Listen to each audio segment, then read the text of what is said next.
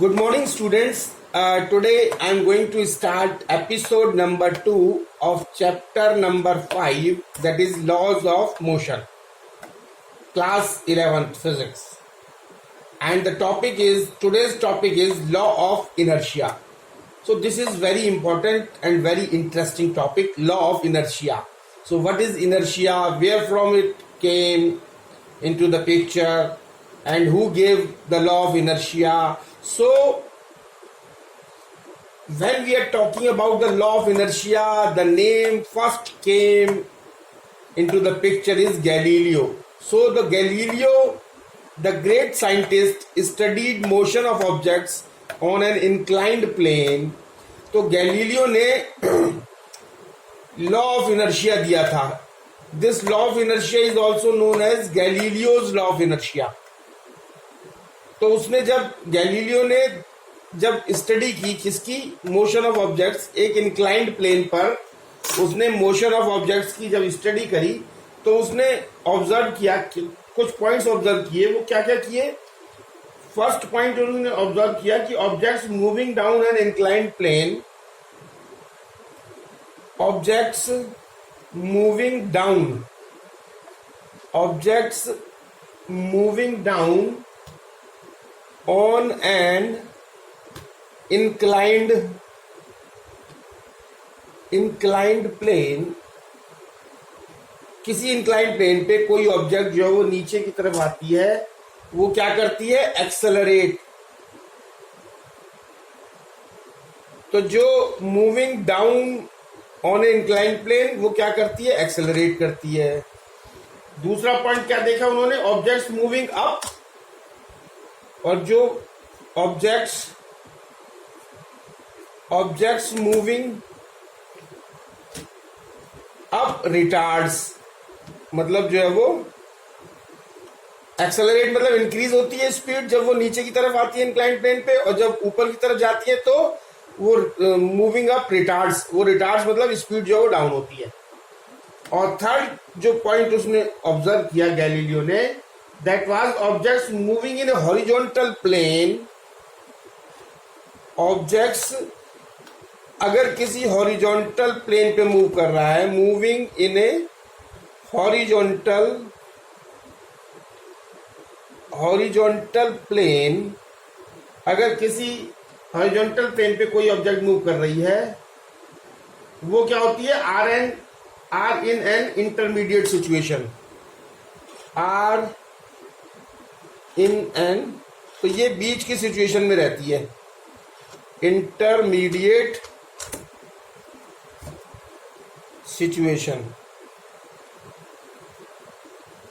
इसमें दोनों केस होते हैं, स्पीड बढ़ती भी है और कम भी होती है.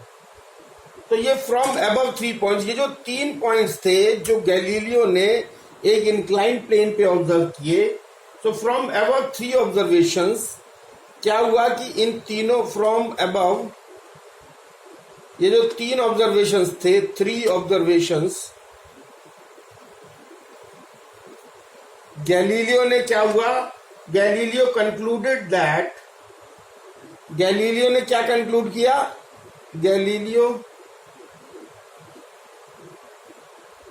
गैलीलियो कंक्लूडेड, उसने कंक्लूजन निकाला इससे, concluded that,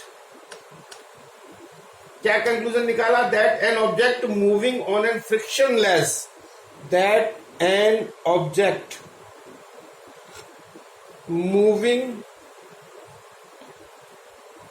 moving on A frictionless, मतलब फ्रिक्शन जहां नहीं है, फ्रिक्शनलेस हॉरिजॉन्टल, और हॉरिजॉन्टल है, कैसा प्लेन है? हॉरिजॉन्टल है और वो फ्रिक्शनलेस है. हॉरिजॉन्टल प्लेन, तो ये क्या होता है? कंक्लूजन क्या निकाला? Must neither have a acceleration, must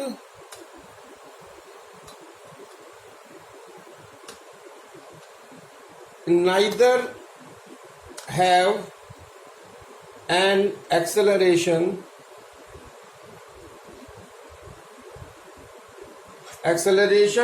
nor retardation. nor retardation. तो कोई भी अगर ऑब्जेक्ट है वो किसी हॉरिजॉन्टल और प्लेन पर, और वो हॉरिजॉन्टल प्लेन कैसा, फ्रिक्शनलेस है, तो उसके अंदर उसने बोला कि ना तो रिटार्डेशन होगा ना एक्सेलरेशन, मतलब ना तो स्पीड बढ़ेगी और ना ही कम होगी.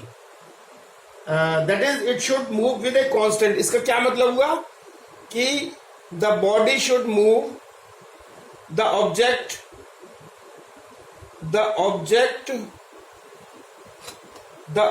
should move with a constant velocity. तो इससे ये कंक्लूजन निकला कि हॉरिजॉन्टल प्लेन फ्रिक्शनलेस हो तो उस पर अगर कोई बॉडी जा रही है तो उसमें ना तो रिटार्डेशन होगा ना एक्सेलरेशन होगा, ना स्पीड बढ़ेगी और ना कम होगी. तो जब बढ़ेगी नहीं और कम नहीं होगी और मूव कर रही है तो इसका मतलब वो it will move with a constant velocity. Now in actual practice what we observe that suppose the moving in actual practice what happens, the moving ball comes to a stop. अगर हम जो है वो if we kick a ball then it will move forward. So then the moving ball comes to a stop after traveling a distance on the horizontal planes because of the opposing force of friction. And if there was no friction, then the ball would continue to move with a constant velocity on the horizontal plane. So with the example of this ball in a practical life, Galileo arrived at a conclusion that क्या हुआ, Galileo जो है वो किस conclusion पे पहुंचा. Conclusion जो Galileo ने निकाला वो ये निकाला कि if a body is at rest, if a body is at rest, it will remain in rest. It will remain in rest. If a body is in motion, if a body is in motion, it will remain in motion, remain in motion with a remain in motion with a uniform velocity, with a uniform या constant, with a constant velocity and in the same direction, and in the same direction, or constant velocity and in the same direction. और कब तक, until and unless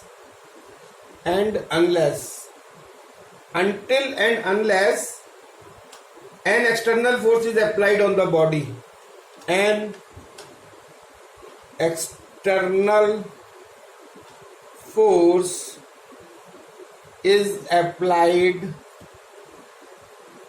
on the body. तो ये Galileo ने conclusion निकाला. And this property of the body is called inertia. और inertia इसी को कहते हैं. This property of the body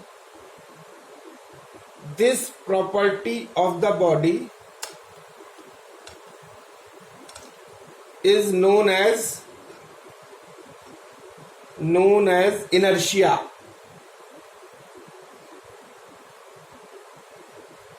So this is a very important term. This property is a very important inertia. This property of the body is known as inertia. So what is inertia? This property of the body is known as inertia. And what is inertia?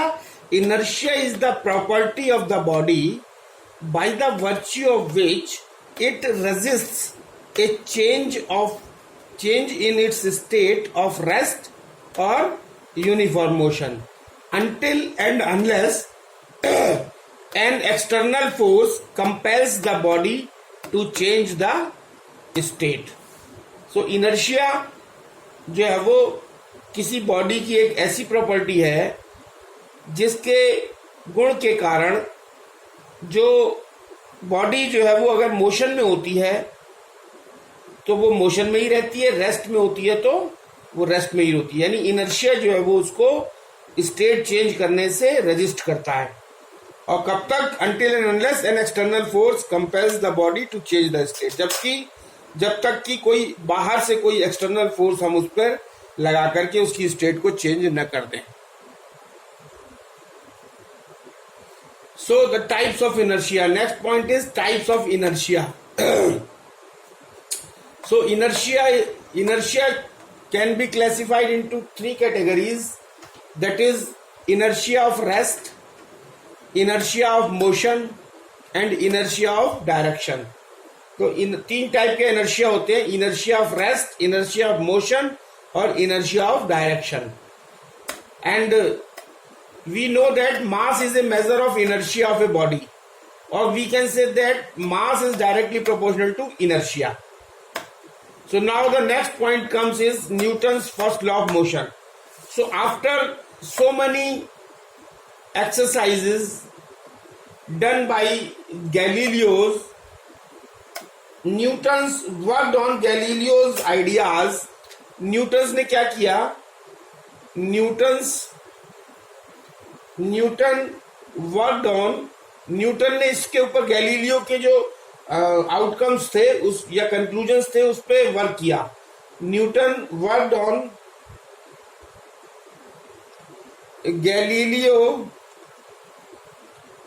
Galileo's ideas, Galileo's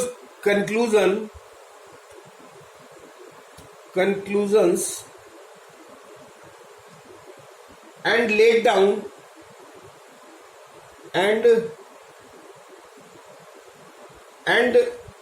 formulated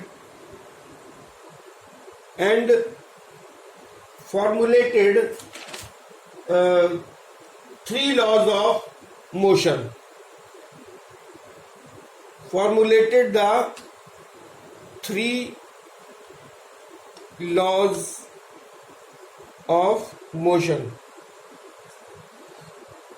तो ये क्या निकल के आया कि Galileo ने काफी work किया, उसके ऊपर एक्सपेरिमेंट किए और उसने कंक्लूजन ड्रॉ किया, और उस कंक्लूजन पे Newton worked on Galileo's conclusions and formulated the three laws of motion. So Galileo's law of inertia was Newton's starting point. So this Galileo's laws of inertia was Newton's starting point which he formulated as the first law of motion. तो Galileo के जो conclusions थे वो starting point था Newton's का. And it state that उसने first law form किया. तो फर्स्ट लॉ ऑफ मोशन क्या था? Newton's first law of motion. Newton's first law of motion क्या था कि when a body is at rest, when a body is at rest, when a body is at rest, it will remain in rest, same as Galileo's statement. It will remain in rest, and when a body is in motion, when a body is in motion, it will remain in motion. It will remain in motion, and until and unless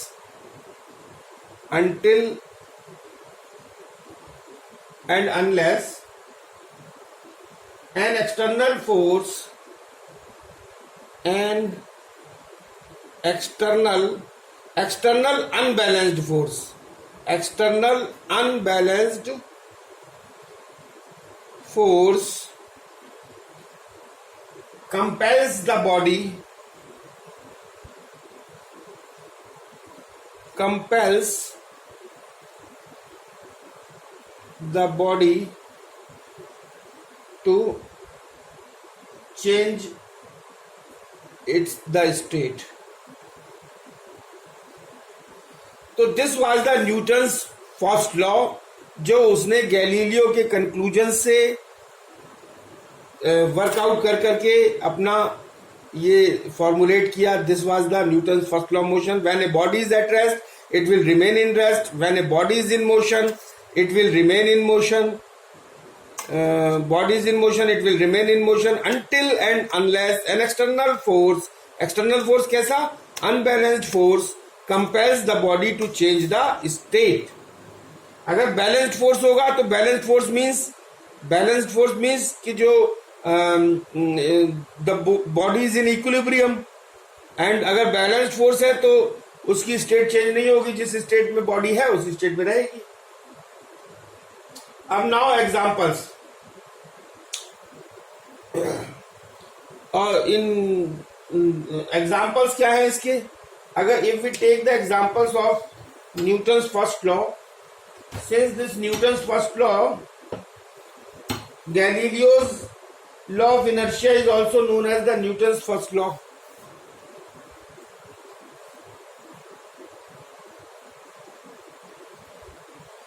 So now this is very important point, and this is to be noted that Newton's first law of motion is also known as Galileo's law of inertia.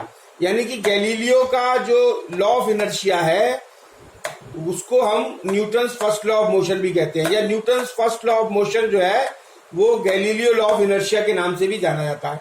तो दोनों के examples जो है वो same ही होंगे. Newton's first law of motion का जो एग्जांपल है वही Newton's first law of examples of Newton's first law of motion holds good for the holds good as well as the Galileo's law of inertia holds. तो दोनों के example जो है वो सेम ही होंगे. तो एग्जांपल इसका फर्स्ट क्या होगा? When A hanging carpet is beaten with A stick. यानी सबसे पहले क्या होगा? Hanging carpet beaten by with stick. तो क्या होता है कि dust particle starts coming out of it. क्या होता है? When A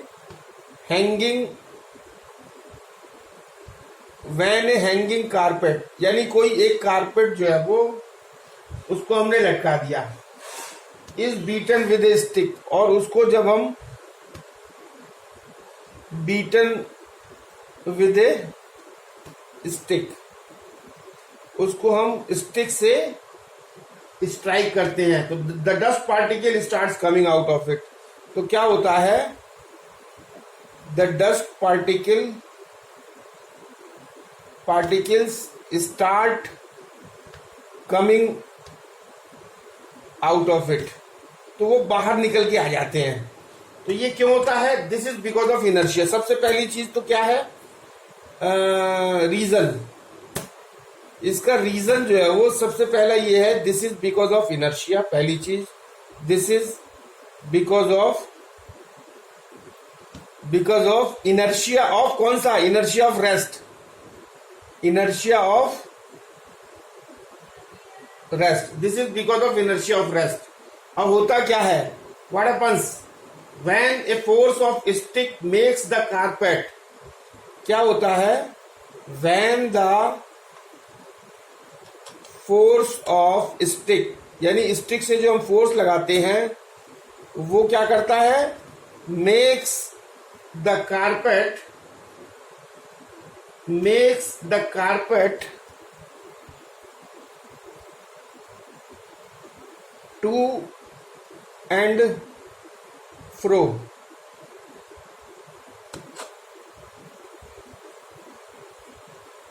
slightly.